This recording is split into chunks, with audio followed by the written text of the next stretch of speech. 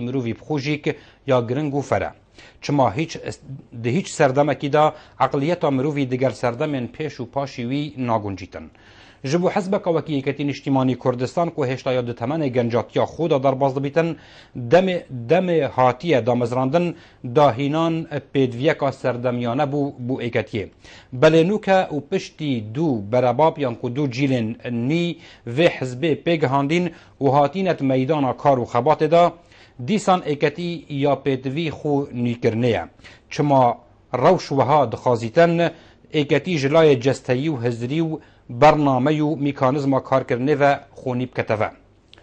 دستی هون همین سال روژا دا مزراندنا ایکتین اجتماعی کردستان دا برسوا بوچیا یا هاتیا پیشکو گلک بوچیا خول پیشیا ایکتین اجتماعی کردستان زیخ کریه نوکه چند بوچیا کن لپیشیا ایکتیه فرید اساسرت اندام سرکرداتی ایکتین اجتماعی کردستان و الریوه بر سنتره و کولین استراتیجی دوی خلقی دا آنوی برنامه تایبت به یگردایی به دامزراندن ایکتین اجتماعی کردستان و مهوان الاستودیا کانال بادینان سات بخیر هاتی سرسران سرچاوا ما مسلم زور سپاس ممنون برس اگر ام جاره بحث خونی کرنا ایکتین اجتماعی کردستان بکینه و ایکتی برف و چندیت چیتن یا نه و دیدناتا یعنی خونی کرنا ایکتیه وی سردمی دا خوب چه ود بینیتن یعنی چه پیدویه ایکتی بکتن دا کو بشیتن خونی کتا و یعنی جی ارکل بران بروی پیخمت خونی کرنشنه بله من پێم وایە ئێمە پرۆسەیەکی نوێکردنەوەمان دەست پێ کردبوو بەڵام ڕەنگە کێشەکەمان لەوەدا بوو بێت کە ئەم پرۆسەیە تۆزێک خاو بوو بێت بەڵام لەم هەلومەرزەی ئێستادا کات زۆر ڕۆڵی هەیە و ئەبێت بایەخ بەوە بدین کە ئێمە ئەبێت بەرنامەیەکی ڕوونمان بۆ نوێکردنەوەی یەکێتی هەبێت و لە هەمان کاتیشە ئەو نوێکردنەوەیە ئەبێت لە کاتێکی خێرا ئەنجام بدرێت و لە هەمان کاتیشە ئەبێت نوێکردنەوەیەک بێت کە هەست پێکراو بێت هەموو ئەندامانی خۆمان کادرانی خۆمان وە جەماوەری یەکێتیش و حەزبەکانی تریش هەست بەوە بکەن کە گۆڕانکاریەکی زۆر بەسەر یەکێتیە هاتووە ئەزمونێکمان هەیە لەم بارەوە بەڵام ئەو ئەزمونە پێویستی بە پەرەپێدانە من پێم وایە چ جۆرە ئەزمونەکە ئەزمۆنی پێشوومان کە لە کۆنگرەی سێوە دەستی پێکرد لە ئەزمونی لەو کۆنگرەیە توانیمان کۆمەڵێک گۆڕانکاری بکەن یەکێ لەو گۆڕانکاریانە داهێنانی ئەنجومەنی ناوەند بوو کە تا ئێستا ئێمە پێمان وایە ئەزمونێکی سەرکەوتوو بووە و ئەمە یەکێک بوو لەو مەسەلانێک کە زۆر بایەخمان پێدا دانانی مەسەلەی بۆ نمونە کۆتای ژنان بوو کە ئەمە ئێمە تایدا سەرکەوتوو بووین و ئەنجومەنی ناوەندیە ڕۆڵی خۆ بگەڕێتن وەکو پێدوی یانجی کارژێر باڵا دەستیا بژین مەکتەب سیاسی و سەرکرداتیە بوو بەڕێز ئەنجومەنی ناوەند ئەگەر ئێمە پێناسایی بکەین وەکو لە سیستەمە پەرلەمانیەکانە ئەنجومەنی ناوەند وەکو پەرلەمانی حەزب سیر ئەکرێت لە کۆنگرەی داهاتووە پەرە پێ بدرێت دەسەڵاتەکانی زیاد بکرێت و هەماهەنگی نێوان ئەنجومەنی ناوەند و سەرکرداتی یەکێتی زیاتر بێت و باشتر بێت و کۆمەڵێک ڕەنگە 4 ساڵ بەسەر ئەو ئەنجومەنەیە تێپەڕی و ڕەنگە هەندێک مەسەلە هەبێت هەندێک کێشە هەبێت ڕەنگە من ئاگادار نەبم چونکە من ئەندامی ئەو ئەنجومەنە نیم بەڵام خۆیان ئەزانن چی پێویستە بکرێت و پرۆژەشیان هەیە لەم بارەیەوە ئەمە ئەچێت بۆ کۆنگرە پەسەندی ئەکات و بڕیاری لێدات ئەسواسەتی بگەم کۆنگرێ چارێ دەبێتە دەستپێکێک بوو خۆنیکردنەوەی یەکێتی نیشتیمانی کوردستان ئەبێتە دەستپێچێکی نوێ بۆ نوێکردنەوەی یەکێتی چونکە ئێمە 4 ساڵ بەسەر دەستپێکی یەکەم تێپەڕیوە لە 2010 پێویستمان بە گۆڕانکاری هەیە بۆ نمونە پرۆسەی نوێکردنەوە ئەبێ پرۆسەیەکی بەردەوام بێت ئێمە 4 ساڵ دەستمان پێکرد 4 ساڵ لەمەوە دەستمان پێکرد ئەم 4 ساڵە ئەبێت دەست بە پرۆسەیەکی نوێکردنەوە بکەن بە تایبەتی چه ڕیەکی بە لای هیکل تنظیمی وش لای هزری وش لای سیاسی و یعنی نیکرند چه بیاوکی دار ئێمە بۆ نمونە لە بواری ڕێخستنە لە بواری ڕێخستنە ئێمە لە کۆنگرەی سێەم لە 2010 کێشەیەکی زۆرمان هەبوو سەبارەت بە زۆری ژمارەی مەڵبەندەکان کێشەیەکی زۆرمان لەم بارەیەوە هەبوو کۆنگرە بڕیارێکی دا سەبارەت بە کەمکردنەوەی ژمارەی مەڵبەندەکان بەڵام شێوە جێبەجێکردنی بڕیارەکە کەمکردنەوەی تاچ ئاستێک ئەمە هێشتەوە بۆ سەرکردایەتی داهاتوو سەرکردایەتی داهاتوو پاشەوەی کە هەڵبژێردرا لژنەیەکی پێکهێنا لەگەڵ لێپسراوی مەکتەبی ڕێخستن ژمارەکانیان کەم کردووە ئەو شوێنەی کە پێویست بوو مەڵبەندی تیانە بێت مەڵبەندەکە لابرا چەند مەڵبەندێک دەمجکران ژمارەکان کەم کرایەوە بەڵام ئێستا ئێمە پێمان وایە کە ئەم ژمارەی کە ئێستا لە مەڵبەندەکانە هەیە ژمارەیەکی معقولە ژمارەیەکی باشە بەڵام ئەبێت ئێمە ئەم جارەیان گۆڕانکاری بکەین یاخود نوژانکردنەوە بکەین سەبارەت بە شێوەی کارکردنی مەکتەبی ڕێخستن سەبارەت بە شێوەی ڕێخستنی پەیوەندیەکانی مەکتەبی ڕێخستن و دام و دەستگاکانی تر لەگەڵ ڕاگەیاندن لەگەڵ مەکتەبی سیاسی لەگەڵ کۆمەڵێک دەستگا لەم بابەتە لەگەڵ شێوەی کارکردنمان لەسەر ئاستی جەماوەر ئەمە مەسەلەیەکە ئێمە بەڕاستی نەمەتوانێت و پارێک پێ برین بەڵام ئێمە هەنگاوی یەکەممان نابوو لە 4 ساڵ لەمەوە بەر بەوەی کە ژمارەی مەڵبەندەکانمان کەم کردەوە هین نەشیان گەشە پێ بدە ئەبێت بەرنامەیش تابێت هەبێت لەم بارەیە بۆی بتوانین گەشە بکورتی ئێمە بۆ نمونە لە مەسەلەی گوتاری سیاسیمان پێم وایە ئەبوایە گۆڕانکاری زۆری بەسەردا بێت ئەزمونێکمان هەیە ئێمە لە پارەوە تا ئێستا دوو جۆر گوتاری سیاسیمان پیادە کردووە یەکێکیان لە 21 نۆ کۆتایی هات ئەویش ئەو گوتارە سیاسە بوو کە ڕەنگە 6 ساڵ بێت لەسەری ڕۆشتە بین لە 21 نۆ لەگەڵ هەڵبژاردننی پەرلەمانی کوردستان کۆتایی پێهاتون پێم وایەمە گوتارێکی باش نەبوو ئەنجامەکەی لە هەڵبژاردننی پەرلەمانی کوردستانە دەرکەوت ئەمە گوتارێکی فاشل بوو پاش ئەو هەڵبژاردنە واتە لە 21 نۆوە تا هەڵبژاردننی نیسان گوتارێشتنوان پیادە کرد گوتارەکە لەسەر ئاستی جەماوەر لەسەر ئاستی سیاسەتی یەکێتی لەسەر ئاستی ڕاگەیاندن لەسەر ئاستی شێوەی کارکردن لە بواری ڕێخستنە تەواو جیاواز بوو لەسەر ئاستی هەڵپەیمانتیەکانیشمان جیاواز بوو لەسەر ئاستی ڕۆڵی یەکێتی لە پەیوەندیەکانە گۆڕانی زۆر سەرەکی بەسەرداهات ئێمە ئەتوانین ئەمە بکەین بە بنەما بۆ گوتارێکی سیاسی تازە کە تێیدا تەفعیلی هەموو دەستگاکانمان بکەین و ئەمە ببێتە بنەمایەک بەکو باسم کرد دوو گوتاری سیاسیمان هەبوو یەکیان ئەنجامێکی خراپی پێگەیاندین ئەوش ئەو ئەنجامە بوو کە ئێمە لە هەڵبژاردننی پەرلەمانی کوردستانە بەدەستمان هێنا و گوتارێکی سیاسی تازە کە توانی سەرکەوتن بەدەست بێنێت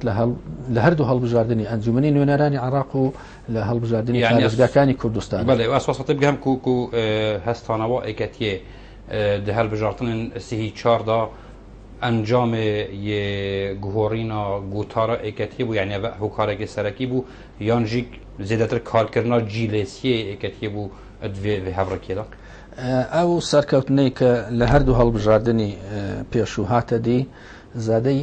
یەک مەسەلە نییە یعنی مەسەلەکە ئەوە نیە تەنها ئێمە گوتاری سیاسیمان گۆڕی بێت یاخود ڕاگەیاندن باشتر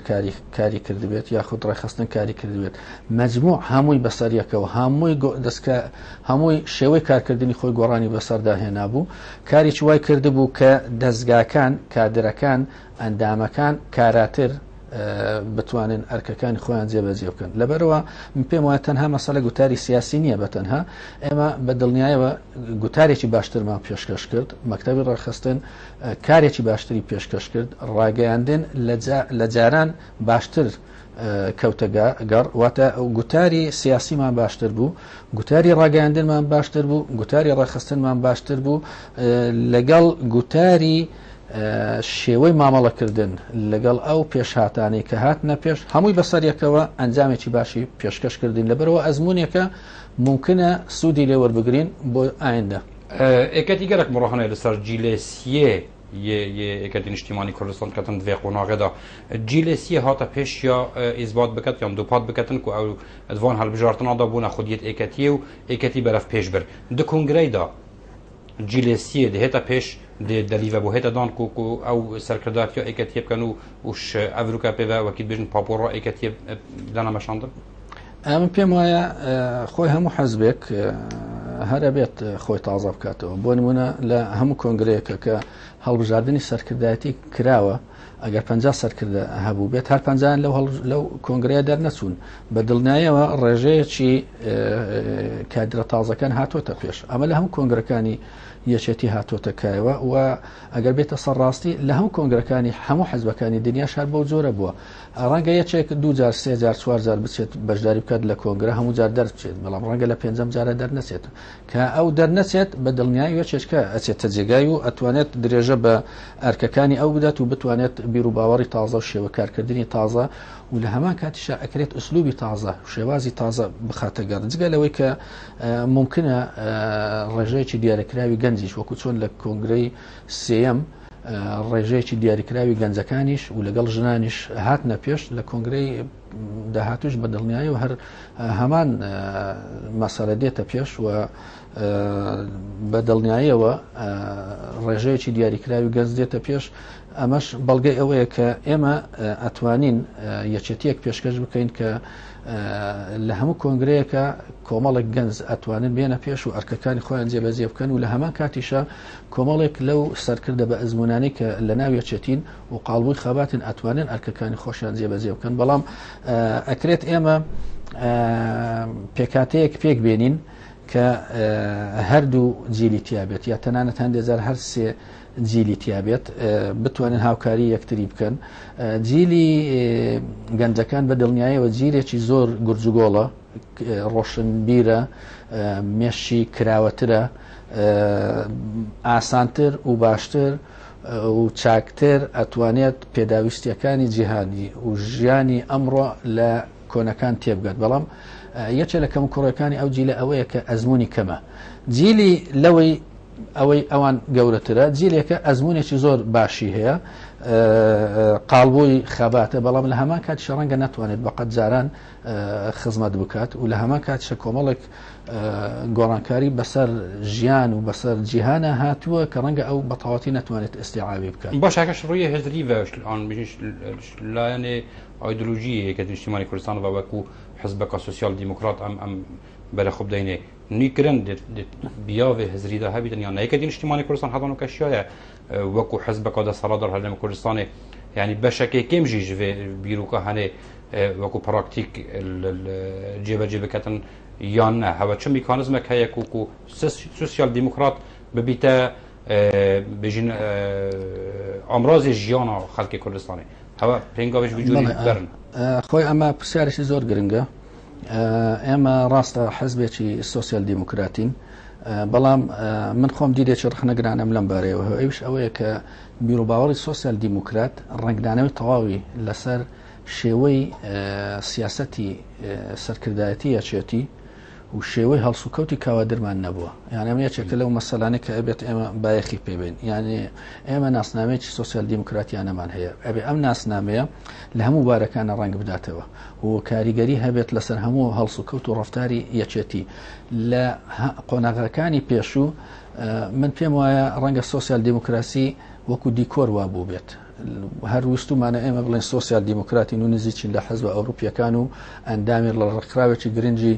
جیهانی کە ئینتەرناسیۆنال سۆسیال ئینتەرناسیۆنالە بەڵام لە قۆناغی داهاتووە لەم قۆناغێکە ئێستا ئێمە پێدا تێ ئەپەڕین بەڕاستی ئەبێت واز لەم مەسەلەیە بێنین ئەبێت کارێکی وا بکەین ناسنامەی یەکێتی کە ناسنامەی سۆسیال دیموکراتیە ڕێکدانەوەی هەبێت لەسەر سیاسەتی یەکێتی لەسەر شێوەی کارکردنی یەکێتی لەسەر هاوپەیمانیەکانی یەکێتی و لەسەر شێوەی مامەڵەکردنی یەکێتی لەگەڵ ڕووداوەکانە بۆ نمونە من پێم وایە ئەم مەسەلە ئەبێت لەسەر 4 ئاست ڕنگدانەوەی هەبێت یەکێکیان لەسەر ئاستی کادرەکانی خۆمان کە ئێستا لە ناو پەرلەمانی کوردستانن ئەبێت ناسنامەی سۆسیال دیموکراتیانە لەناو لە شێوەی کارکردنی ئەندامانی یەکێتی لە پەرلەمانی کوردستانە لە پێشکەشکردنی یاساکان لە پگیریکردنی یاساکان لە ڕەتکردنەوەی یاساکان لەوێ ڕەنگ بداتەوە بۆ نمونە ئەگەر یاسایەک دەرچوو لەگەڵ بیرروباوەڕی سۆسیال دیموکراتیانە نەگونجا بە دڵنیایی و ئەبێت ئێمە دژی ئەم یاسایە بین و ئەبێت کارێکی وا بکەین هەموو ئەو مەسەلانەی کە پەیوەندیان بە سۆسیال دیموکراسیەوە هەیە لە یاساکانە ڕنگدانەوەی هەبێت بۆ نمونە لە مەسەلەی حکوومەتە ئێمە ئەبێت ڕۆڵێکی کاراترمان هەبێت لەوەی جاری پێشوو و بتوانین کارێکی وا بکەین کە ئەو وەزارەتانی لە بەردەستی یەکێتین بتوانن ناسنامە یەکێتی تیای ڕەنگ بداتەوە و لەسەر ئاستی سیاسەتی حکوومەتی هەرێمی کوردستان لەناو ئەنجومەنی وەزیرانە سیاسەتی ئەم حکوومەتەش ئەبێت کاریگەری ناسنامە یەکێتی تیایدا ڕەنگ بداتەوە. لەسەر ئاستی عێراق یەکێ لەو مەسەلانەیە کە ئێمە پێم وایە کەم و کوڕیمان هەبووە ئەویش ئەوەیە کە ئێمە لە 4 ساڵی ڕابردووە نەمانویستووە و من خۆم ئەڵێم نەمانویستوە نەک نەمانتوانیوە نەمانویستووە یەکێتی تێوانینی خۆی دەرببڕێت یاخود ڕۆڵی دیاریکراوی خۆی لە سیاسەتی عێراقیە بجێڕێت ئەوش لە کۆمەڵی هەواناڤایە بەڵێ ئەمە زۆرتر ڕەنگە پەیوەندی بە هەندێک مەسەلەوە هەبێت سەبارەت بە هەرێمی کوردستان چونکە یەکێ لەو کێشانێک ئێمە هەوڵمان داوە ئەوەیە لە ماوەی ڕابردوو ئەوەیە کە هەر شتێک ڕووی دابێت ئێمە باسی ئەومان کردو بە کورد دوو تێڕوانینی نەبێت دوو بۆچوونی نەبێت با یەک بۆچوونی هەبێت یعنی هەوە سیاسەتە خۆش دەستدا هەوە ئارمانجت خۆ جارێ بێدەنگکردن پێخەمەت گوتاریا لەوانین کوردی شێوەیەکی گشتی. بەڵێ ئەمە من خۆم پێم وایە ئەمە سیاسەتێکی هەڵە بوو نەبووە ئێمە واز لە بۆچوونەکانی خۆمان بێنین هەر لە پێناوی ئەوەی بڵێن کورد لە سەبارەت بە مەسەلەیەکی دیاری کراو کە لەسەر ئاستی عێراقا ئەبێ کوردیە گورتوو بێت یەک بۆچوونی هەبێت زۆر جار یعنی مەبەستە ئەوە شەرت نینە کورد کوردا ئێک بوچون هەبیتن لەسەر ئاستی سیاسەت عێراق. ئێمە هەندێک جار بۆچوونی جیاوازمان هەبووە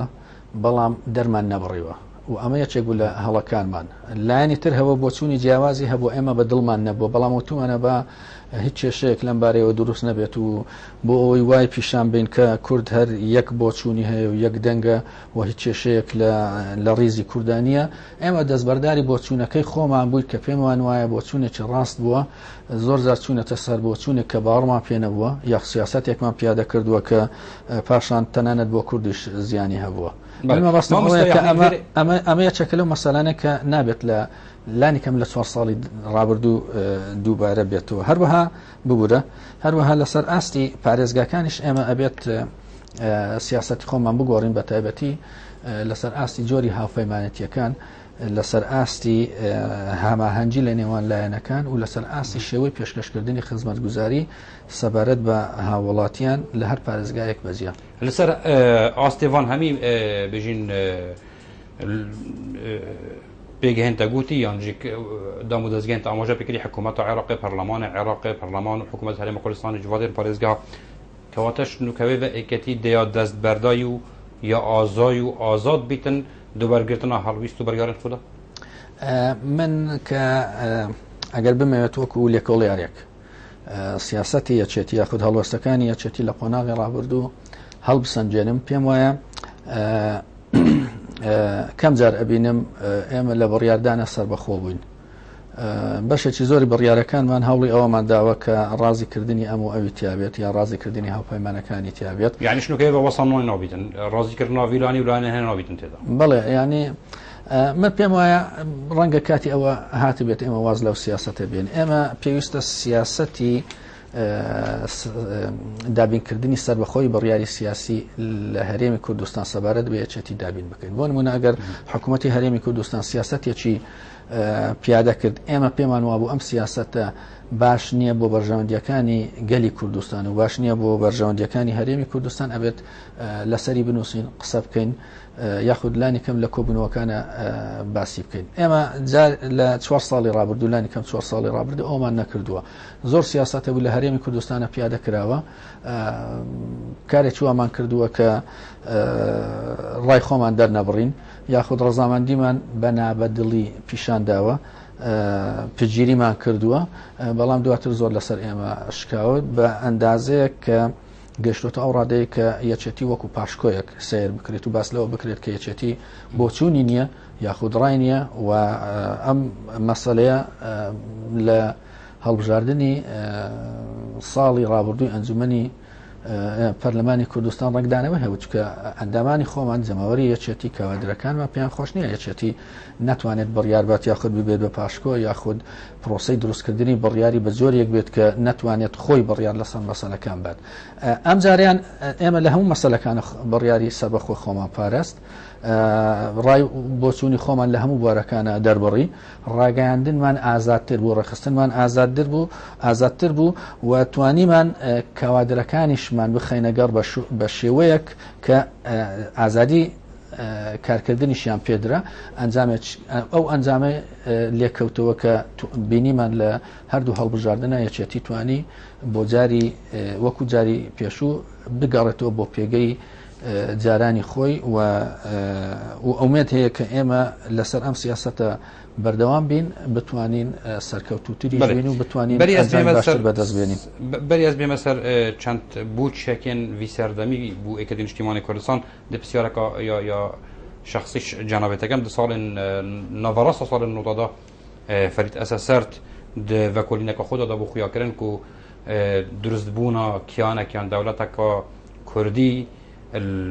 چل هەرێمە کوردستانە یانژیل هەر پارچەکادی یا بزەحمەتە دەوێ داویەدا چەند داخۆیانیەکەدا بوو هەندێک دەستگەیان ڕاگەهاندنێ فەرید ئەسەسەرد وان وێ پێنگا بە هەرێمە کوردستانی بۆ نمونە و هەوڵەکە بوو سەربەخۆیە ئابووری و پاشان سەربەخۆیە سیاسیژیک بە کارێکی نەجهدا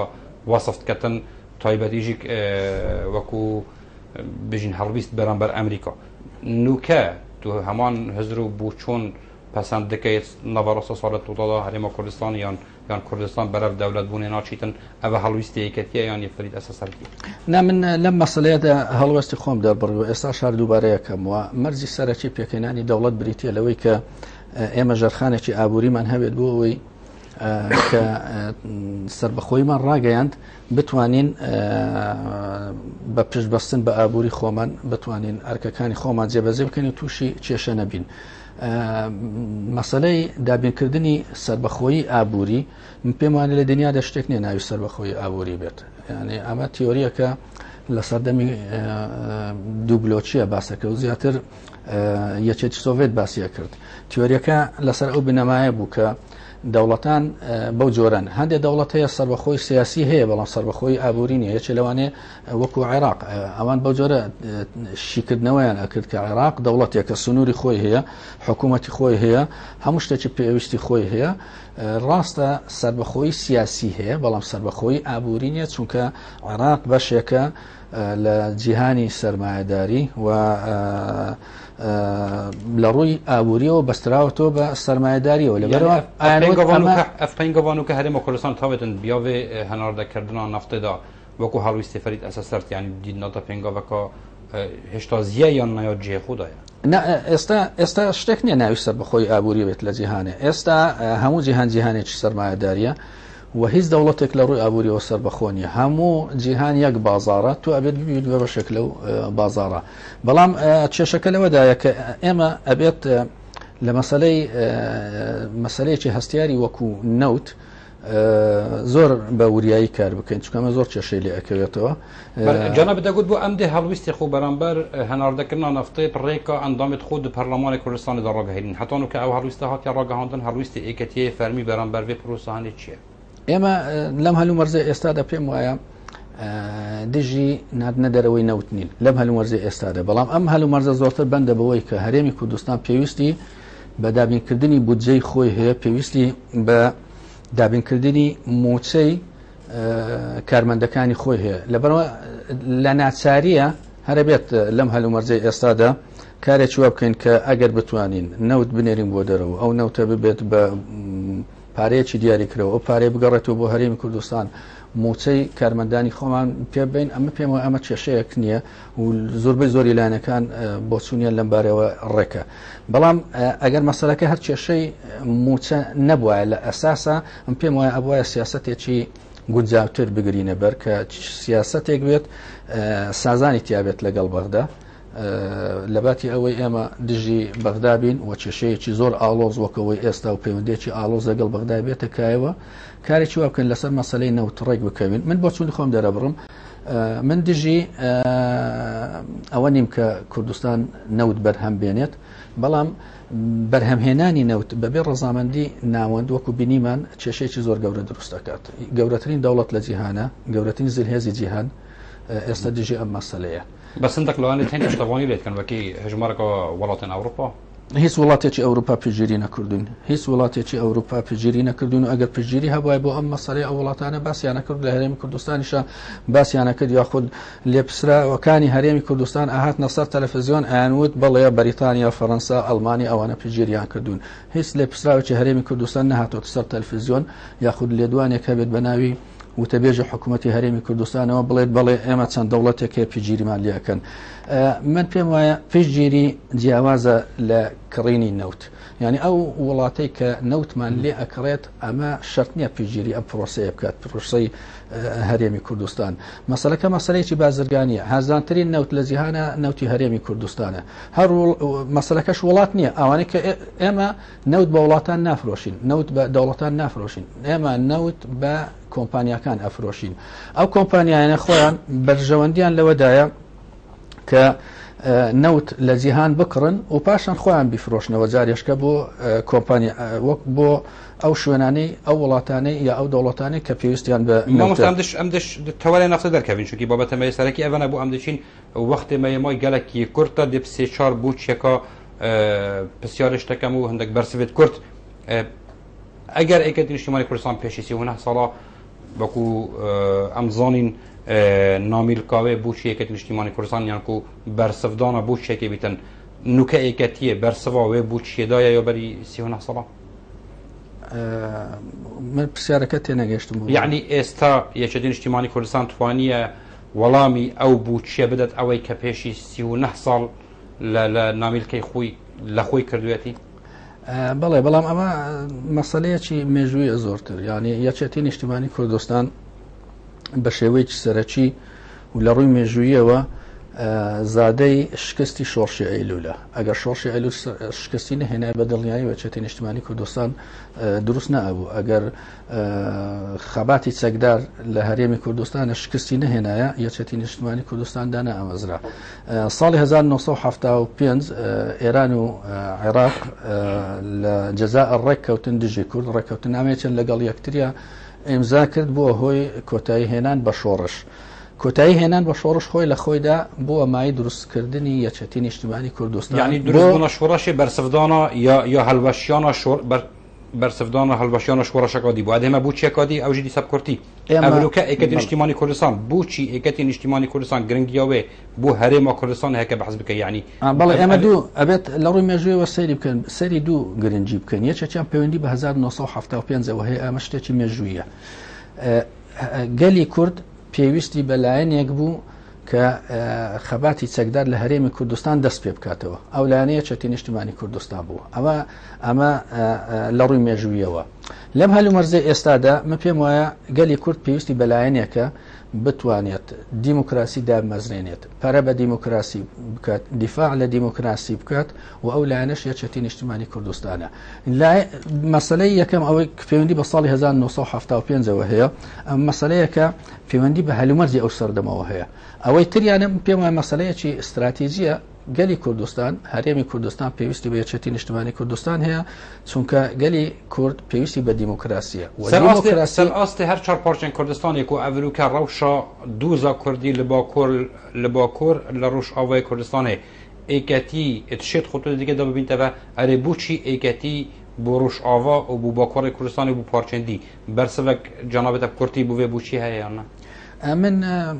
من پێم وایە ڕەنگە ئەمە